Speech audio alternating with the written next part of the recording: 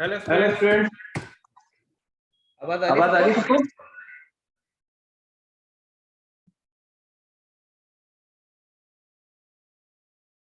सबको आवाज आ रही है?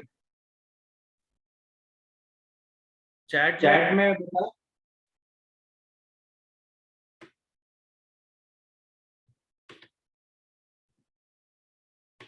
सबको आवाज आ रही है तो क्लास शुरू करें।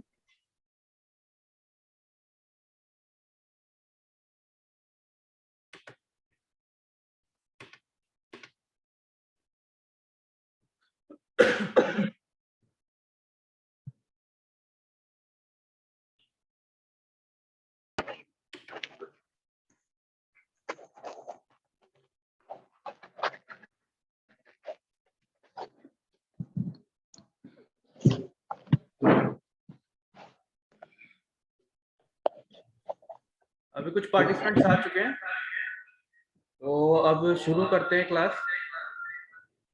आज का जो टॉपिक है वो है आपका वेपर कंप्रेशन सिस्टम। ठीक है, ये जो टॉपिक है ये रेफ्रिजरेशन में 2 यूनिट के बाद आता है। पहला जो है रेफ्रिजरेशन का इंट्रोडक्शन पार्ट है, और दूसरा जो एयर रेफ्रिजरेशन साइकिल है इसके बाद ही आता है। इस टॉपिक में आपको पूरा एक डिस्क्रिप्शन मिलेगा कि कैसे फ्रिज जो होता है, जो आपके घर में जो फ्रिज होता है वो कैसे काम करता है। ठीक है, इसके लिए कुछ बेसिक टर्म्स है, पहले वो देखते हैं क्या क्या है। ठीक है, सबसे पहले हम देखते हैं कुछ बड़े ही इंपॉर्टेंट टर्म्स हैं। देखिए, सबसे पहला है आइसोबारिक प्रोसेस। ठीक है, आइसोबारिक प्रोसेस क्या होता है? आइसोबारिक प्रोसेस का मतलब है ये एक ऐसा थर्मोडायनामिक प्रोसेस है जहां पे प्रेशर कांस्टेंट होता है। ठीक है, जहां पे प्रेशर कांस्टेंट होता है। इसी तरीके से एक होता है आइसोकोरिक प्रोसेस। ये प्रोसेस ऐसा थर्मोडायनामिक प्रोसेस है जहां पे वॉल्यूम कांस्टेंट होता है। ठीक है, आइसोबैरिक प्रेशर पे प्रोसेस पे प्रेशर जो होता है वो कांस्टेंट होता है। आइसोकोरिक में वॉल्यूम जो है वो कांस्टेंट होता है। ठीक है, इसके बाद एक आता है आइसोथर्मल प्रोसेस। आइसोथर्मल वो प्रोसेस है जहां पे टेम्परेचर कांस्टेंट होता है। ठीक है, एडियाबैटिक प्रोसेस कौन सा प्रोसेस है? एडियाबैटिक प्रोसेस है जहां पे आपकी ये इक्वेशन यूज होती है, पीवी गामा इक्वल टू सी। ठीक है, तो इसी तरीके से जितनी भी जो रिवर्सिबल एडियाबैटिक प्रोसेस होती है, रिवर्सिबल मतलब जिसको रिवर्स किया जा सके, रिवर्सिबल एडियाबैटिक प्रोसेस होती है वो कौन सी होती है? आइसेंट्रोपिक प्रोसेस होती है। आइसेंट्रोपिक प्रोसेस ये कौन सी प्रोसेस होती है? आइसेंट्रोपिक प्रोसेस कौन सा होता है? जहां पे जो एस है, जो एंट्रोपी है वो कांस्टेंट होती है। ठीक है, ये ध्यान रखना है कि जितनी भी रिवर्सिबल एडियाबैटिक प्रोसेस होती हैं वो सारी आइसेंट्रोपिक प्रोसेस होती हैं, पर सारी आइसेंट्रोपिक प्रोसेस जरूरी नहीं है कि रिवर्सिबल एडियाबैटिक हो। ये आप नोट भी कर लीजिएगा, ये बहुत ही इंपॉर्टेंट चीज है कि जितनी रिवर्सिबल एडियाबैटिक प्रोसेस होती है सारी आइसेंट्रोपिक होती हैं। सारी जितनी आइसेंट्रोपिक प्रोसेस है सारी रिवर्सिबल एडियाबैटिक होती हैं, पर सारी एडियाबैटिक जरूरी नहीं है कि आइसेंट्रोपिक हो। ठीक है, इसके बाद एक चीज आती है आइसेंथैल्पिक प्रोसेस। आइसेंथैल्पिक प्रोसेस कौन सी होती है? जहां पे एंथैल्पी कांस्टेंट होती है। अब ये एंथैल्पी क्या है? एंथैल्पी का मतलब है आपके अंदर की जो इंटरनल एनर्जी है। ठीक है, मतलब बॉडी के अंदर की जो एनर्जी होती है उसे हम कहते हैं इंटरनल एनर्जी। उसके साथ अगर हम पीवी को और जोड़ दें तो वो कहलाता है एंथैल्पी। ठीक है, इसके बाद एक चीज होती है कंप्रेशन। कंप्रेशन का मतलब क्या है? कंप्रेशन का मतलब है कि आपका जो वॉल्यूम है वो घट जाएगा, प्रेशर जो है वो बढ़ जाएगा, और टेम्परेचर जो है वो भी बढ़ जाएगा। ठीक है, ये चीज ध्यान रखनी है। तो अब यहाँ पे क्या चीज है? यहाँ पे आपको देखना है कि जब कंप्रेशन प्रोसेस होता है तो वॉल्यूम जो है वो घट जाता है, ठीक है। तो अब इसके बाद यहाँ पे रेफ्रिजरेशन में क्या क्या चीज इस्तेमाल होती है, ठीक है। रेफ्रिजरेशन में क्या क्या चीज इस्तेमाल होती है, सबसे पहला हमारे पास होता है एक फ्रिज, ठीक है। एक होता है कंप्रेसर, सॉरी कंडेंसर, एक होता है आपका कंप्रेसर, और एक होता है थ्रॉटलिंग डिवाइस, ठीक है। ये जो वेपर है, ये रेफ्रिजरेटर है, ये जो पार्ट है, ये जो अंदर का पार्ट है, इसे पूरा कहते हैं इवेपोरेटर का पार्ट, कैसे ठंडा कर रहा है।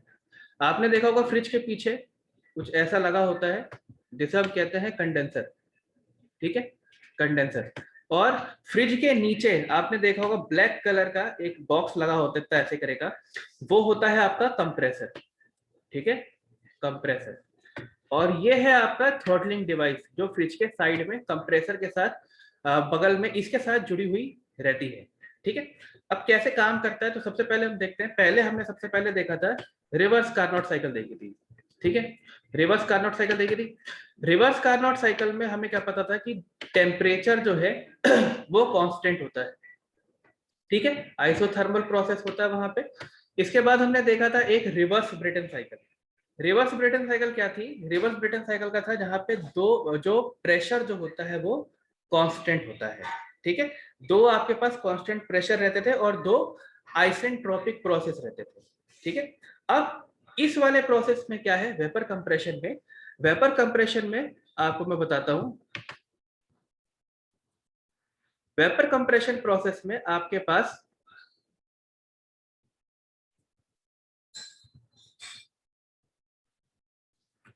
वेपर कंप्रेशन में आपके पास एक आइसेंट्रोपिक प्रोसेस होता है, एक आइसेंट्रोपिक प्रोसेस होता है, दो आइसोबारिक प्रोसेस होते हैं, दो आइसोबारिक प्रोसेस होते हैं, और एक होता है आइसेंथैल्पिक प्रोसेस, आइसेंथैल्पिक प्रोसेस। जो आपका थ्रॉटलिंग वाल्व था, जो इस तरीके की जो डायग्राम था, वो आपका जो उसको कहते हैं थ्रोटल वाल्व, और वो किस पे काम करता है, आइसेंथैल्पिक प्रोसेस पे काम करता है, ठीक है। इसको अगर टीएस ग्राफ पे शो करें तो ये कुछ इस तरीके का शो करेगा, ये आपका टी, ये आपका, ठीक है। अब इसको शो करने के लिए सबसे पहले चले हम यहां से देखते हैं। यहाँ पे सबसे पहले हमने चलो मान लिया ये हमारी स्टार्टिंग पॉइंट है, ये स्टार्टिंग पॉइंट है 1। यहाँ पे जो रेफ्रिजरेंट है उसकी कंडीशन क्या है कि वो वेपर फॉर्म में है, वेपर फॉर्म में है, और उसका जो वेपर है वो टेम्परेचर और प्रेशर जो है उसका वो लो है, ठीक है, टेम्परेचर और प्रेशर लो है। तो यहाँ पे हमारे ये पॉइंट 1 है। देखिए ये जो लाइन है ये पूरी लिक्विड प्लस वेपर की है, ठीक है, लिक्विड प्लस वेपर। इससे पहले पूरा लिक्विड है, इससे पहले पूरा वेपर है। अब यहाँ पे ये गैस है, ठीक है, जो कि वेपर फॉर्म में है और उसका प्रेशर और टेम्परेचर लो है, ठीक है, प्रेशर और टेम्परेचर लो है। अब इसके बाद क्या हुआ, देखिए यहां से आइसेंट्रोपिक मतलब उसको एंट्रोपी कांस्टेंट रखते हुए कंप्रेस किया गया, जिसकी वजह से पॉइंट 2 पे, जिसकी वजह से पॉइंट 2 पे ये जो वेपर था इसका प्रेशर और टेम्परेचर इंक्रीज हुआ और वॉल्यूम डिक्रीज हुआ, ठीक है। इसी तरीके से यहां से ये वेपर से सुपर हीटेड वेपर फॉर्म में पहुंचा और यहाँ पे ये 2 पॉइंट पे आया, ठीक है। यहाँ पे भी ये वेपर फॉर्म में ही है, ये इस लाइन के बाद जितना भी कुछ है ये सारा वेपर फॉर्म में है, ठीक है। इसके बाद क्या हुआ, इस पॉइंट से ये कांस्टेंट प्रेशर पे, कांस्टेंट प्रेशर पे कंडेंसर से होता हुआ गया, ठीक है। कंडेंसर से होते जाने पे क्या, उसका प्रेशर तो देखो कांस्टेंट रहेगा, प्रेशर जो है वो कांस्टेंट रहेगा, टेम्परेचर जो है वो बढ़ जाएगा, ठीक है, टेम्परेचर बढ़ जाएगा, और यहाँ से हीट जो है वो बाहर की तरफ एक्सचेंज हो रही है। यानी कि ये जो वेपर है, वेपर था ये अब किसमें, लिक्विड में कन्वर्ट हो गया, प्रेशर उतना ही है, टेम्परेचर और बढ़ गया, ठीक है। यानी कि इसका मतलब ये है कि ये यहां से अपनी हीट को रिजेक्ट करते हुए यहाँ पे आया, इस पॉइंट पे आया, ये हुआ पॉइंट 3। यहाँ पे प्रेशर आपका कांस्टेंट था, टेम्परेचर बढ़ गया और ये किस कंडीशन में आ गया, लिक्विड कंडीशन में। ठीक, अब इसके बाद क्या हुआ, इसके बाद इस लिक्विड पॉइंट से, ये पॉइंट 3 से ये थ्रॉटल वाल्व से नीचे आने लगा, और ये क्या है, आइसेंथेल्पिक प्रोसेस है। आइसेंथेल्पिक प्रोसेस का मतलब क्या होता है, यहां से ये इस तरीके से ये नीचे की तरफ आने लगा। ठीक, ये हुआ इसका पॉइंट 4। आइसेंथेल्पिक प्रोसेस क्या है, यहाँ पे एंथैल्पी जो है वो कांस्टेंट रहती है, और साथ में इसका जो पैसेज है, देखो जैसे ये जो लिक्विड है ये यहाँ से घुसना शुरू करेगा, इस रीजन से ऐसे घुसना शुरू करेगा। ठीक है, तो ये जो एरिया है ये पहले तो बड़ा होगा, बाद में ये धीरे धीरे छोटा होता जाएगा। ठीक है, मतलब इसका जो पैसेज है वो नैरो होता जाएगा। इसका क्या मतलब हुआ कि ये जो लिक्विड इसके अंदर था, इसका जो वॉल्यूम है वो कॉन्स्टेंट होता जा रहा है। ठीक है, जो इसके अंदर जो बॉइलिंग पॉइंट था इसका, ये और हाई बढ़ता जा रहा है। ठीक है, यानी इसका टेम्परेचर जो है वो घटता जाएगा, प्रेशर जो है वो भी घटता जाएगा। तो आइसेंथेल्पिक का प्रोसेस का ये कि जो जैसे आपके पास स्टार्टिंग में इसका पैसेज कुछ इतना बड़ा था, अब धीरे धीरे धीरे धीरे ये कम होता जाएगा, धीरे धीरे ये कम होता जाएगा, धीरे धीरे ये कम होता जाएगा, इस तरीके से ये कम होता जाएगा, यानी कि इसका जो प्रेशर है वो डिक्रीज हो रहा है। ठीक है, और वॉल्यूम यहाँ पे हमको इंक्रीज करना है ताकि इसकी कैपेसिटी और बढ़ सके। इसके बाद ये देखो यहाँ से ये यहाँ पे जा रहा है, इस पॉइंट पे आया 4 पे, ये पॉइंट हमने यहाँ पे भी दिखाया, ये पॉइंट है आपका 4। ठीक है, इस पॉइंट से फिर ये पॉइंट 4 से आके इवेपोरेटर में जाएगा जो कि आइसोबारिक प्रोसेस पे है, और इस प्रोसेस से क्या होगा कि यहाँ पे ये जो 4 से 1 ये जो केबिन है, यहां से ये सारी हीट को अपने अंदर लेगा। ठीक है, लिक्विड जो था लो प्रेशर और टेम्परेचर पे था, वो सिस्टम की, इवेपोरेटर सिस्टम के अंदर से सारी हीट अपने अंदर लेगा और इस पार्ट को पूरा कूल करेगा। ठीक है, ये इसका काम हुआ। अब इसको डायग्राम पे देखते हैं, क्या डायग्राम था। ठीक है, देखो 4 डायग्राम है हमारे यहाँ पास। ये है कंप्रेसर, ये कंप्रेसर है जो फ्रिज के नीचे लगा रहता है। ठीक है, फ्रिज के नीचे लगे वाले कंप्रेसर पे क्या होगा कि ये एक जो वेपर है जिसका प्रेशर और टेम्परेचर लो है, उसके प्रेशर और टेम्परेचर को बढ़ाएगा, साथ में लिक्विड को वेपर में कन्वर्ट करता है, लिक्विड को वेपर में कन्वर्ट करता है। तो यानी कि इस कंप्रेसर से कंप्रेस करने के बाद, देखो कंप्रेसर से पहले क्या था, कंप्रेसर से पहले था कि ये जो वेपर है, ये वेपर है।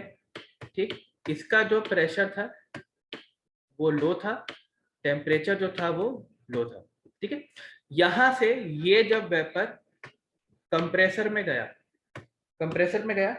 कंप्रेसर में जाने के बाद क्या हुआ, ये जो वेपर था इसका प्रेशर और टेम्परेचर दोनों इंक्रीज हो गए। ठीक है, कंप्रेसर से ये वेपर कहाँ गया, कंडेंसर में। कंडेंसर में देखो ये सारी फिन्स लगी हुई हैं, ये सारी फिन्स लगी जहां से हीट को एक्सचेंज किया जाता है। हीट को एक्सचेंज करने पे क्या होगा, ये वेपर जो था वो लिक्विड में कन्वर्ट हो गया। ठीक है, ये जो वेपर था वो लिक्विड में कन्वर्ट हो गया, और क्या हुआ, प्रेशर तो कांस्टेंट ही था, टेम्परेचर बढ़ गया, और जो ये वेपर था वो लिक्विड में जाने के साथ साथ वो थोड़ा कूल हो गया। ठीक है, अब क्या हुआ, यहां से ये जो वेपर था प्रेशर और टेम्परेचर से जो बढ़ा हुआ था, सॉरी, अब ये जो वेपर, जो लिक्विड है, ये लिक्विड अब हाई प्रेशर और टेम्परेचर के साथ कहां पे गई, यहाँ पे, इसके अंदर। ठीक है, थ्रॉटल वॉल्व में जाने के साथ यहाँ पे इसका जो एरिया है, इसका जो एरिया है वो ज्यादा होगा, और धीरे धीरे धीरे धीरे धीरे ये एरिया यहाँ पे आके कम हो जाएगा। यानी कि जो इसका पैसेज है, जो अंदर जाने का पैसेज है, वो छोटा धीरे धीरे कम होता जाएगा। ठीक है, किसी ने मैसेज किया। चलिए ठीक है, ये पैसे धीरे धीरे कम होता जाएगा, यानी कि ये लिक्विड यहाँ से अंदर की तरफ जा रहा है, अंदर की तरफ जा रहा है। अब धीरे धीरे इसका जो एरिया है, जो वॉल्यूम है इसका, वो धीरे धीरे कम होता जा रहा है। किसका? पैसेज का। इस पैसेज का ये धीरे धीरे कम होता जा रहा है। तो यहाँ पे क्या होगा, इसका ये जो लिक्विड है ये अपने बॉइलिंग पॉइंट को मीट करेगा, ठीक है, जिसकी वजह से क्या होगा, इसका प्रेशर और टेम्परेचर दोनों डिक्रीज करेगा, वॉल्यूम साथ में इंक्रीज करेगा। अब यहां से ये जो लिक्विड है, जो लो प्रेशर और लो टेम्परेचर पे है, ये कहां पे गई, ये इवेपोरेटर में गई। अब इवेपोरेटर कहाँ है फ्रिज में? फ्रिज में ये जो पार्ट है जहां पे आपने सामान रखा हुआ है, जहां पे आपने सामान रखा हुआ है वही आपका इवेपोरेटर है। जैसे कि देखिए ये ट्रे लगी हुई है, ये ट्रे लगी हुई है, अब ये फ्रूट यहाँ पे रखा है, ठीक है। तो क्या होगा, ये जो लिक्विड है, जो लो प्रेशर और टेम्परेचर की जो लिक्विड है, जो थ्रॉटलिंग वाल्व से निकली है, ये इस फ्रिज में गई, इस फ्रिज के अंदर गई, ठीक है। अब जैसे ही फ्रूट के पास गई तो क्या हुआ, फ्रूट की जो हीट थी, फ्रूट की, जैसे ये जो फ्रूट है इसकी जो हीट है ये बाहर की तरफ निकली, और ये जो बाहर की तरफ हीट निकली वो किसके पास गई, ये इस लिक्विड के पास। इस लिक्विड ने इस हीट को अपने अंदर खींच लिया। अब देखो इसका टेम्परेचर जब रिलीज होगा, जब इसकी हीट रिलीज होगी तो ये ऑटोमेटिकली कूल हो जाएगा। तो यानी कि यहाँ पे जितना जो सामान रखा है, जो ये अंदर का स्पेस है, रेफ्रिजरेटर के अंदर का स्पेस है, जहां पे पानी की बोतल रखते हैं, खाने का सामान रखते हैं, वो एक पूरा इवेपोरेटर होता है, ठीक है, वही पूरा इवेपोरेटर है। वहां पे आपका ये जो लिक्विड है, जो थ्रॉटलिंग वॉल्व से लिक्विड जा रहा है, वो सामान की जो हीट है खींचता हुआ चलता है, और जो लिक्विड है वो वेपर में कन्वर्ट होने लगता है, जिसकी वजह से कूलिंग प्रोसेस वहां पे हो पाता है। तो ये पूरा फ्रिज का पार्ट होता है, ठीक है, ये पूरा फ्रिज का पार्ट है जहां पे ये चार बेसिक चीजें होती हैं। कौन कौन सी चीजें होती हैं? एक होता है आपका कंप्रेसर, ये है आपका कंप्रेसर, ये है आपका कंडेंसर जो कि फ्रिज के पीछे लगा होता है। कंप्रेसर, फ्रिज के नीचे काले कलर का जो बॉक्स होता है वो होता है। थ्रॉटलिंग वॉल्व होती है, इस तरीके की स्प्रिंग टाइप की दिखती है वो पूरी। और इवेपोरेटर जो फ्रिज के अंदर का पार्ट होता है वो होता है इवेपोरेटर।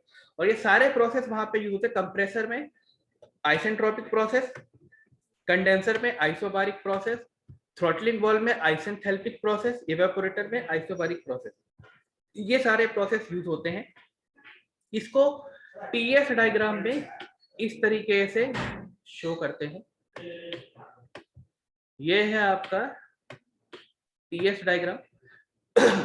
ये बेसिक इस तरीके से शो किया जाता है। ये है यहाँ पे क्रिटिकल पॉइंट, यहां से ये है पॉइंट 1, ये कंप्रेस हुआ, ठीक, ये है पॉइंट 2, यहां से ये कंडेंसर में गया, ये है पॉइंट 3, यहां से ये गया थ्रॉटलिंग वॉल्व में, ये है पॉइंट 4, और यहां से ये गया इवेपोरेटर। इस तरीके की ये साइकिल बनती है वेपर कंप्रेशन की। अब इसी की सीओपी हम देखें, कोएफिशिएंट ऑफ परफॉर्मेंस। सीओपी क्या हो जाएगा, सीओपी यहाँ पे कूलिंग कहाँ पे मिल रही है हमें, कूलिंग हमें यहाँ पे मिल रही है, ठीक है, कूलिंग यहाँ पे मिल रही है। तो ये हो गया T1 माइनस T4, ठीक। अब वर्क कहाँ पे हो रहा है, क्या होता है, सीओपी क्या होता है, refrigeration effect divided by work done. Work कहाँ पे हो रहा है, वर्क हो रहा है केवल कंप्रेसर में, वर्क केवल कंप्रेसर में हो रहा है। तो ये किसका टेम्परेचर है, T2 जो हाई टेम्परेचर है, और 1 जो है वो लो टेम्परेचर है। तो यहाँ पे क्या आ जाएगा, T2 माइनस T1। तो ये इसकी सीओपी हो गई, ठीक है। इसी तरीके से अगर ये पूछे कि हीट कितनी एक्सचेंज हुई, हीट कितनी एक्सचेंज हुई, तो हीट कहाँ पे एक्सचेंज हो रही है, हीट एक्सचेंज हो रही है कंडेंसर में। कंडेंसर में तो दो टेम्परेचर कौन कौन सा है, एक है 2, एक है 3।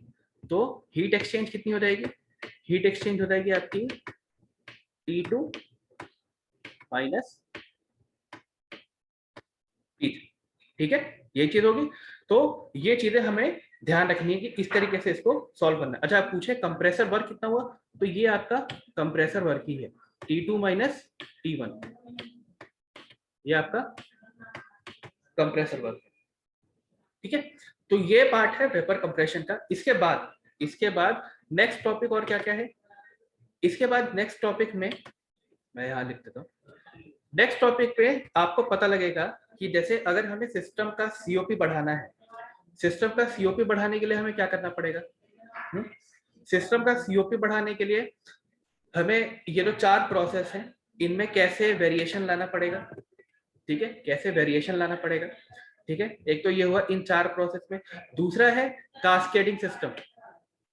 कास्केडिंग सिस्टम, कास्केडिंग सिस्टम का मतलब है कि 2 प्रोसेस को एक साथ कैसे यूज किया जाए। अगली 2 क्लासेस में हम इन 2 प्रोसेस के बारे में बात करेंगे। और काफी इंपॉर्टेंट टॉपिक है, कंसेप्चुअल भी है कि ये कंसेप्ट समझने में काफी काम आता है कि कैसे इसको यूज किया जाए। अगर आपको कोई डाउट है आप डाउट पूछ सकते हैं। किसी को कोई डाउट है, किसी को कोई डाउट हो तो अपना माइक ऑन करके वो पूछ सकता है, अपने आप को अनम्यूट कर ले। किसी को कोई भी डाउट हो तो वो पूछ सकता है।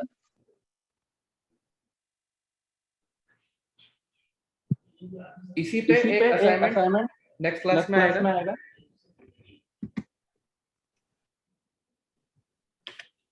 किसी को कोई भी डाउट हो तो वो पूछ सकता है अभी, वरना फिर अपनी क्लास यहीं पे आज बंद की जाए।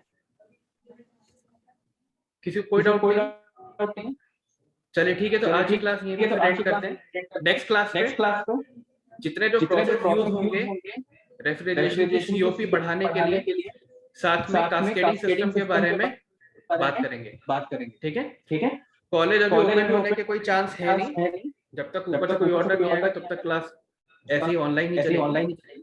तो आज की चलो ये वीडियो यहीं पे एंड करते हैं। Thank you very much.